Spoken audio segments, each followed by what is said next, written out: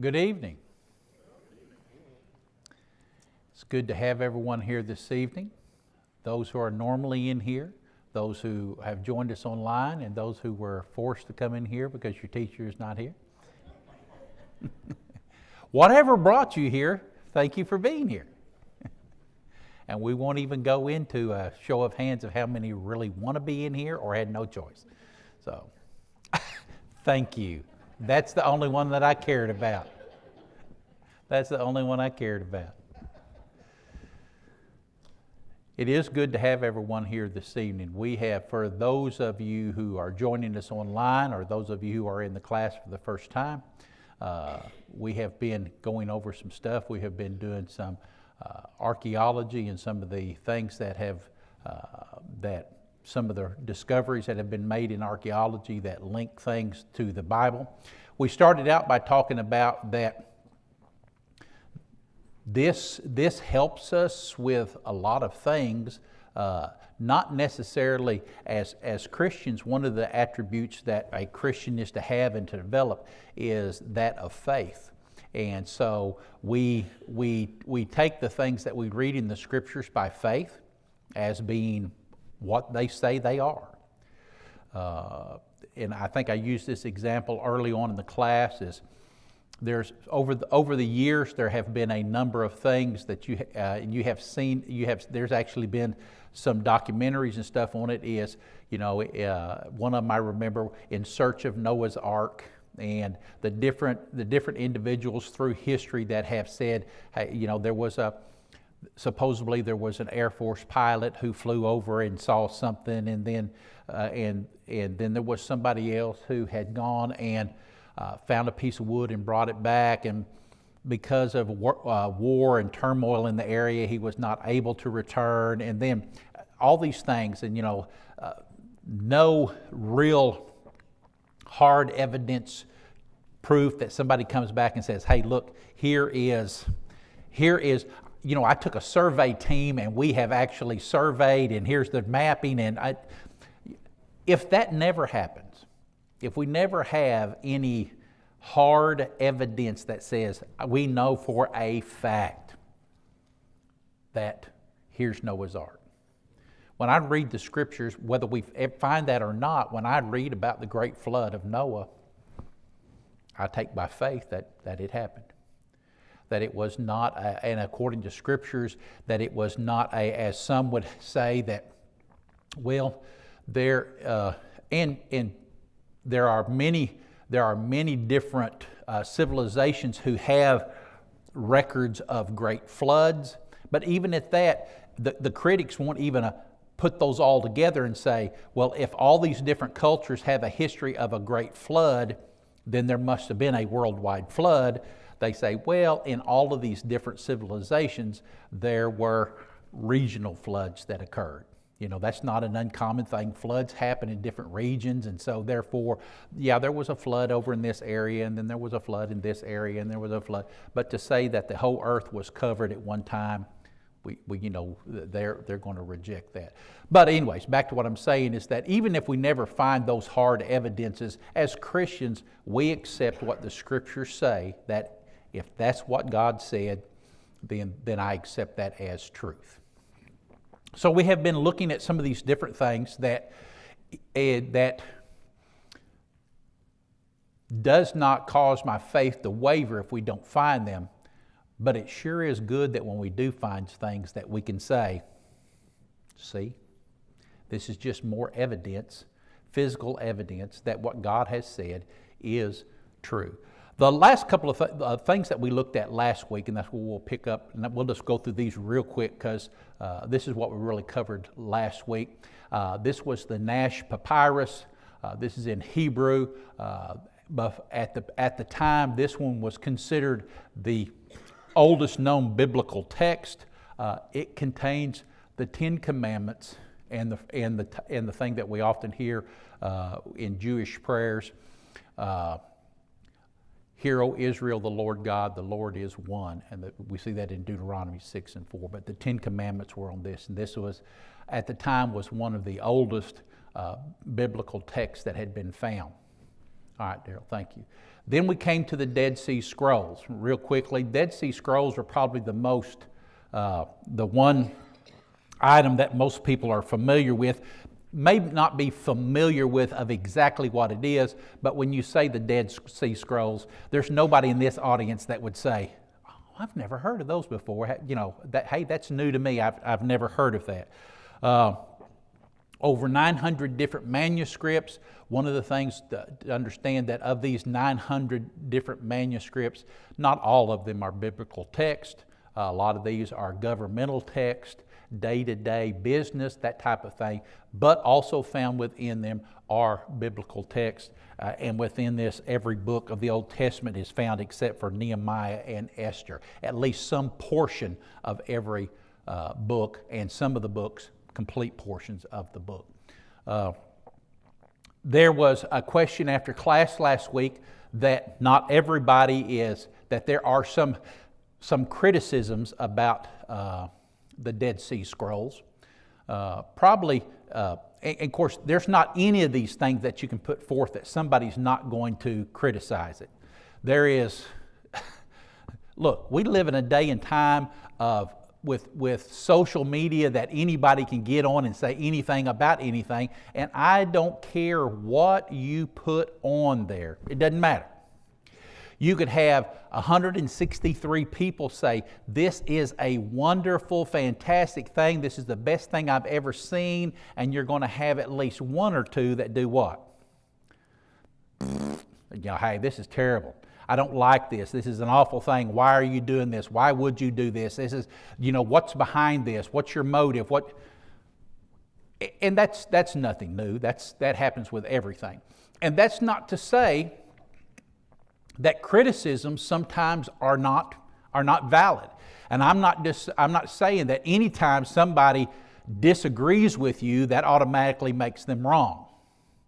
Even if you're the husband, it does not make you wrong. So, in our way of living, there's always criticisms that come with something. And with the Dead Sea Scrolls, there are criticisms about the Dead Sea Scrolls. Probably most of the criticisms about the Dead Sea Scroll can fall under one particular umbrella.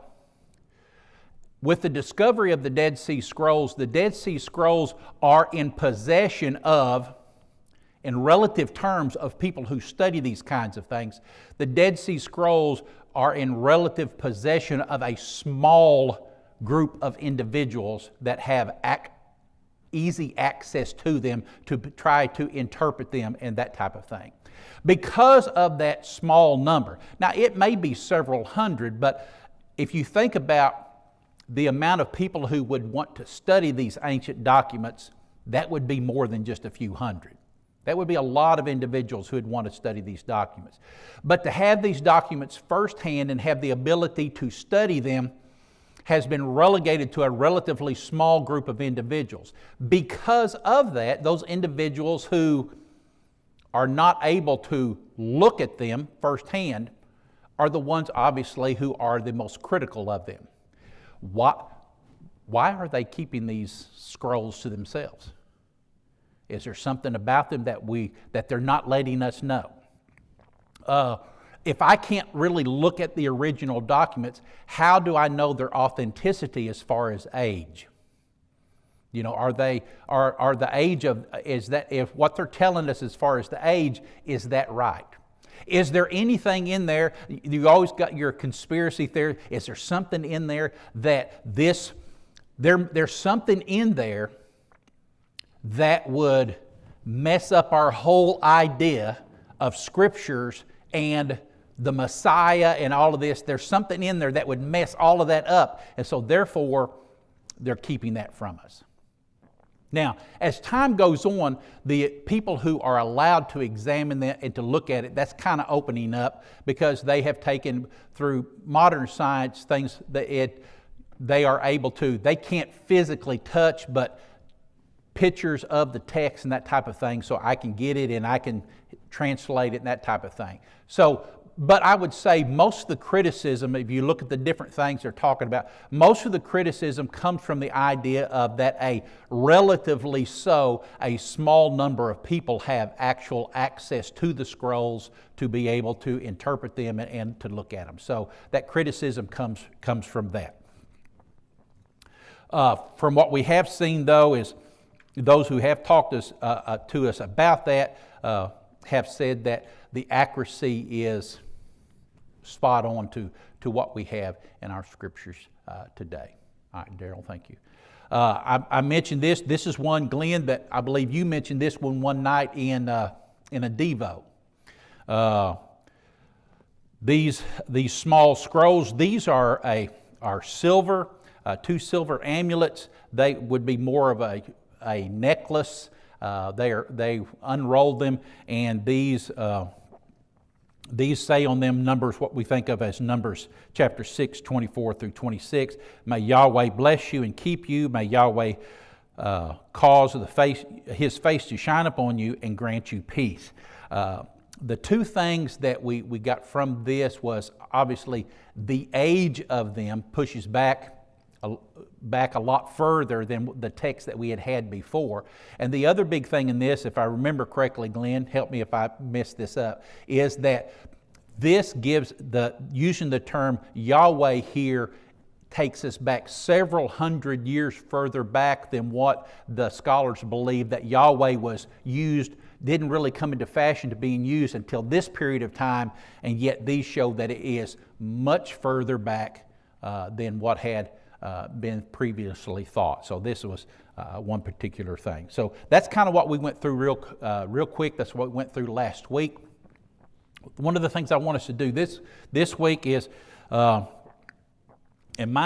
guess this lesson is more like chasing some rabbits, because I'm just kind of jumping all over the place with some different things. And if you want to put them together, feel free to take the puzzle pieces and put them together and say, okay, let me take this and this, put them together. So I want to talk a little bit about maybe tonight and at least another night about some of the cities that we talk about in scriptures and how they relate and how some of the things in these. One of the things quite often is when we get a text, sometimes we read a text and we understand what the text is talking about. It's not that we don't have an understanding of what the text is trying to say to us, but it makes more sense. Give an example. When we read the 23rd Psalms, when you read the 23rd Psalms about the Lord is my shepherd, and it's describing what all the shepherd does for the sheep and those type of things, you've heard a number of lessons from multiple pulpits where somebody is talking about and they are explaining how sheep act and how sheep behave with certain activities. We know that when it says, He leads me beside the still waters. Multiple people have stood in this pulpit and said, well, one of the things is sheep are very skittish around fast-flowing waters. And so when it says, He leads me beside still waters, when we read that and we understand the attributes of the sheep, it gives us a better understanding. We understood it to begin with, but it even gives us a deeper understanding of why this person is writing this.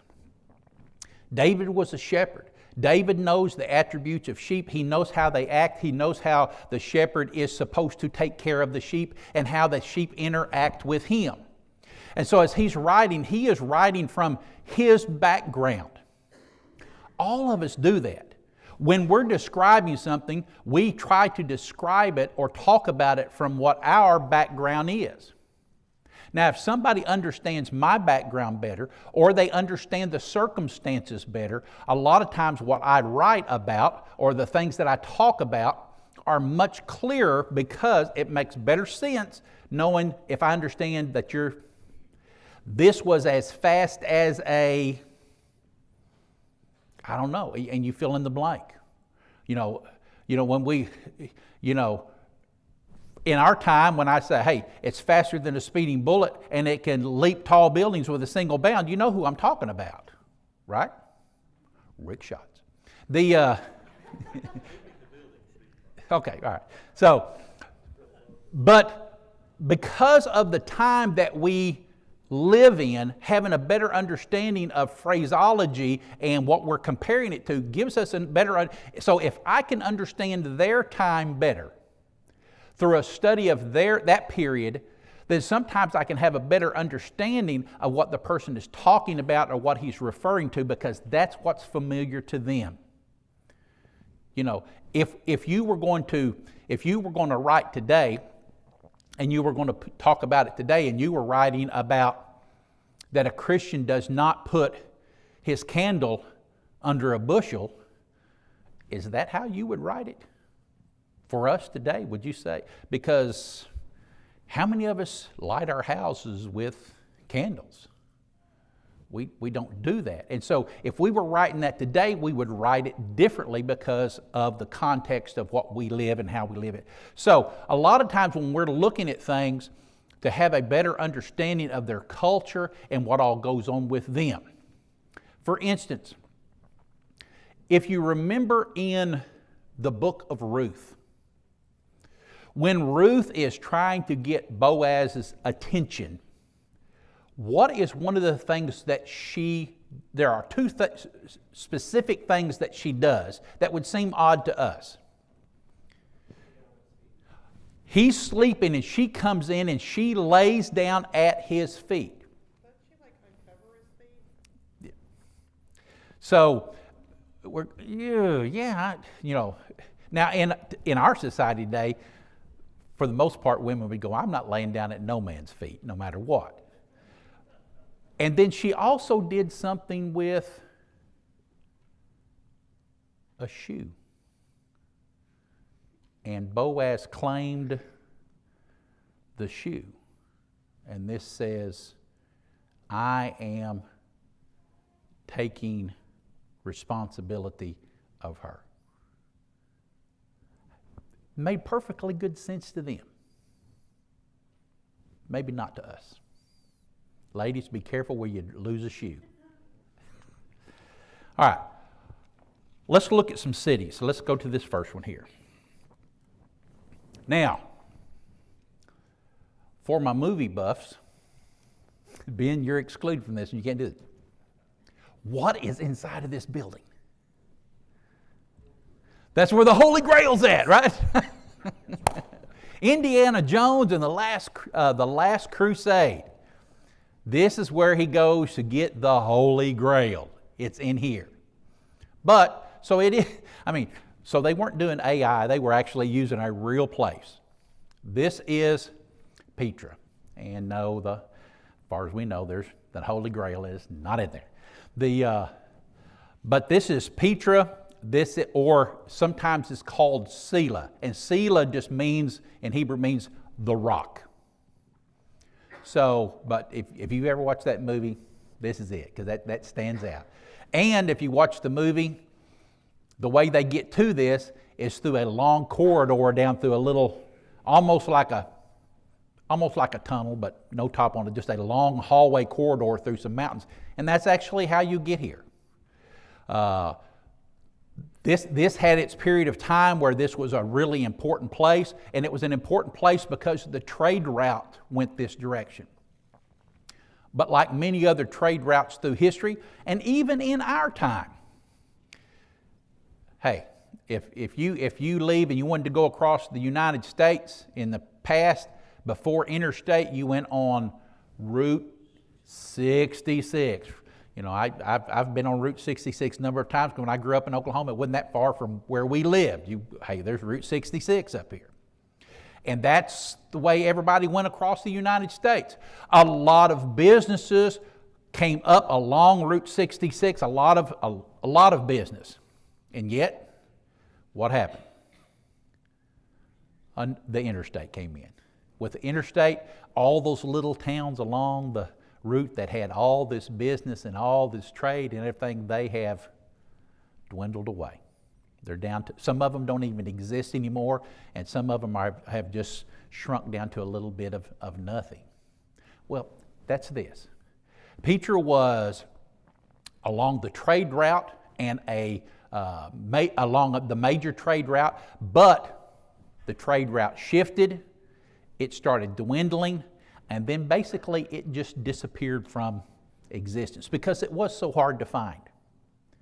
Once generations passed, it was discovered again in the 1800s, about the mid-1800s, before somebody found it again and said, look at this. Petra was, to start, was the capital of the Edomites. Who are the Edomites? They got anything to do with Scripture? Who are the Edomites? Okay, Esau. Okay, all right, so you've got Abraham, and with Abraham you've got his sons, Isaac and Ishmael. All right, now Isaac has two sons. I'm going to have to go get the little kids. I'm going to go get the little kids and have them come here. He's got Jacob and Esau. The Edomites are the descendants of Esau. If you remember, when did, according to Scripture, when did Jacob and Esau start their struggles against each other? Before they were born. They were struggling with each other in the womb. And it didn't get any better.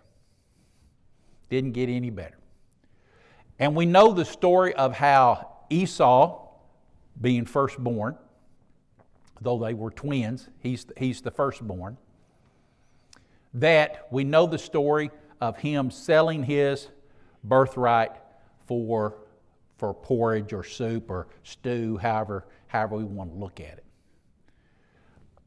Because of that, we know later on that Jacob, he kind of gets out of the way and Esau kind of goes, but Esau is the father of the Edomites. Now, turn with me to Numbers chapter 20.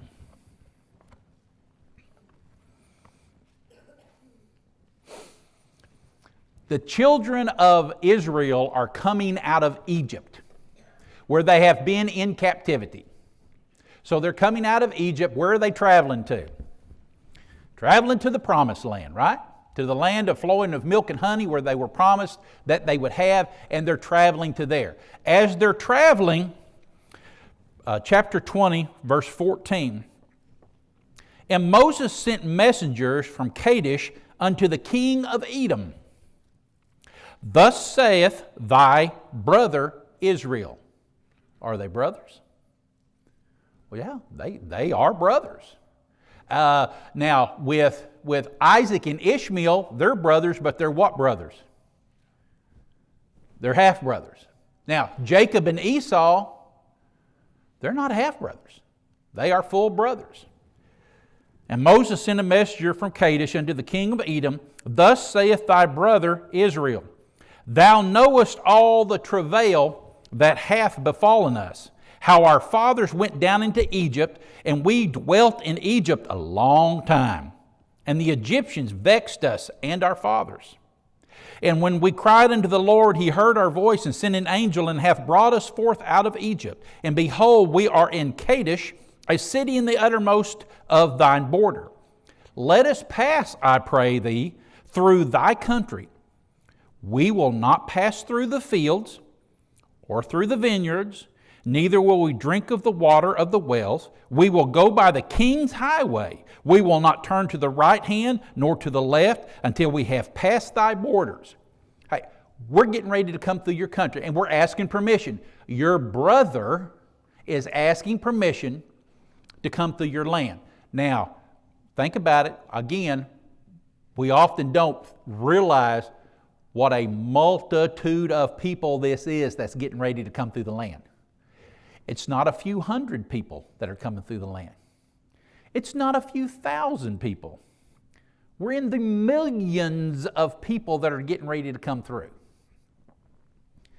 Can you see what kind of, can you think maybe of what kind of damage a group like that coming through could do? But Moses says, let me reassure you, we won't go through your vineyards, we won't go through your fields. What will we do? We will stay on the road. We won't turn to the left, we won't turn to the right, but we'll stay on the road. That's all we're asking. We're going to come through, we're going to stay on the road, we're not going to cause you any problem. And we won't turn to the left or the right till after we are past your borders. And Edom said unto him, Thou shalt not pass by me, lest I come out against thee with a sword. And the children of Israel said unto him, We will go by the highway, and if I and my cattle drink of thy water, then I will pay for it.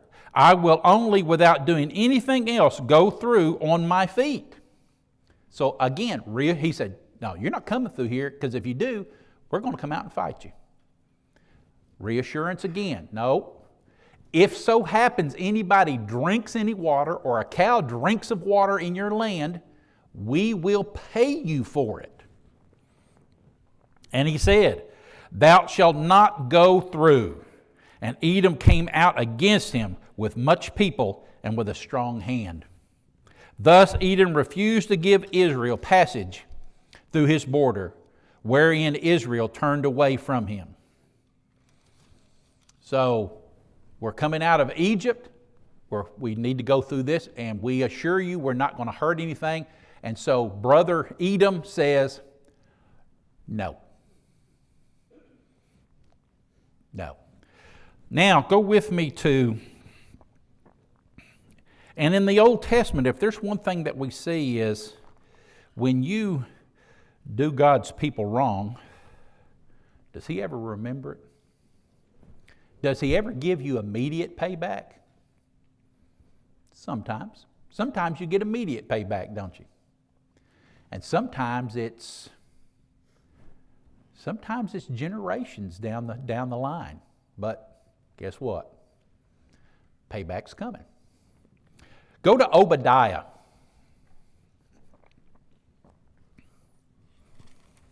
That's one of those books that you're going to flip past 2 or 3 times because you got one page there. And just save yourself in trouble. Look in the index, find the page number, then turn it.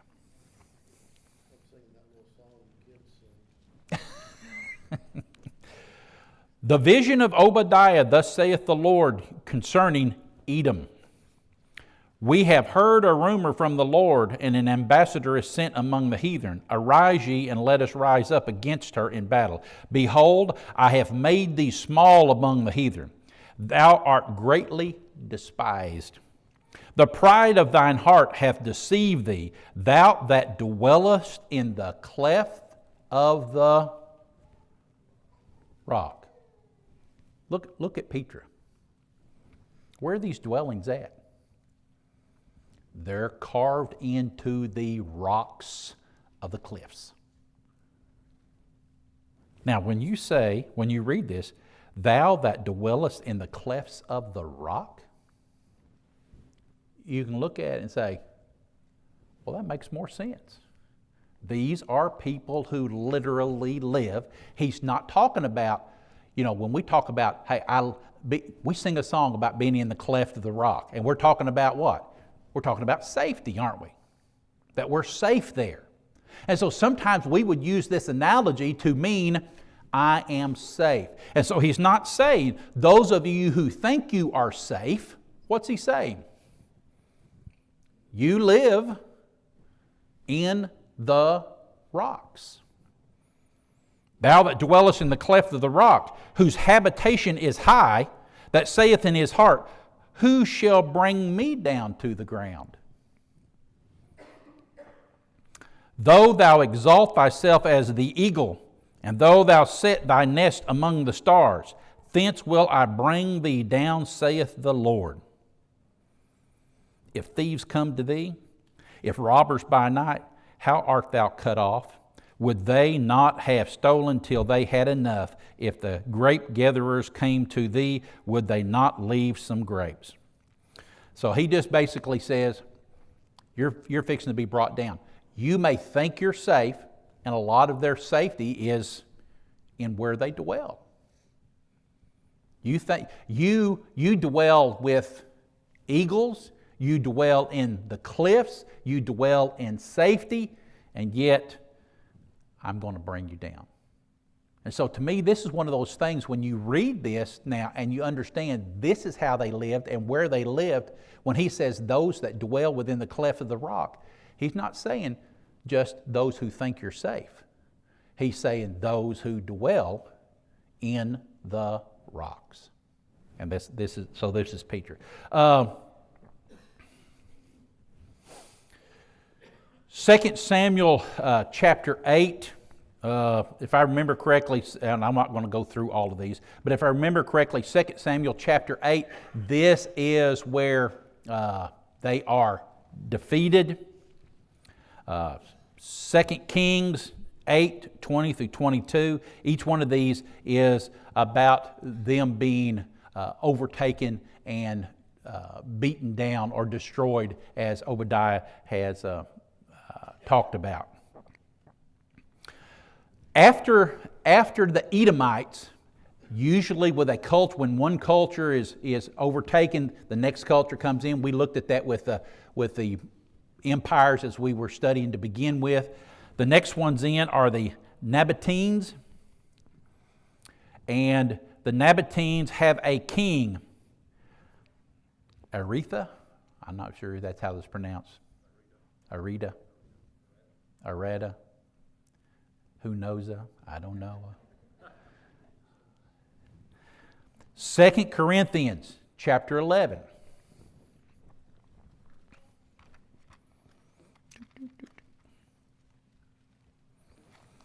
Second Corinthians chapter 11. Name may not be real familiar because we really only have it one other place.